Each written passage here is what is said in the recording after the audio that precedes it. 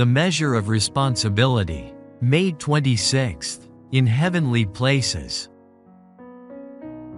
If we say that we have fellowship with him, and walk in darkness, we lie, and do not the truth. But if we walk in the light, as he is in the light, we have fellowship one with another, and the blood of Jesus Christ his Son cleanseth us from all sin.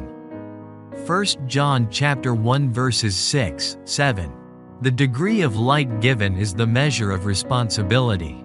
The path to heaven will be made plain to all who are faithful in the use of the knowledge they may obtain in regard to the future life. Look at the first act of transgression in the Garden of Eden. To Adam and Eve were plainly stated the laws of paradise, with the penalty for willful disobedience. They disobeyed, and disobedience brought its sure result. Death entered the world. Transgression is disobedience to the commands of God. Had these commands always been obeyed, there would have been no sin. The penalty of transgression is always death. Christ averted the immediate execution of the death sentence by giving his life for man. Justice requires that men shall have light, and it also requires that he who refuses to walk in the heaven-given light, the giving of which cost the death of the Son of God, must receive punishment. It is a principle of justice that the guilt of the sinner shall be proportionate to the knowledge given, but not used, or used in a wrong way.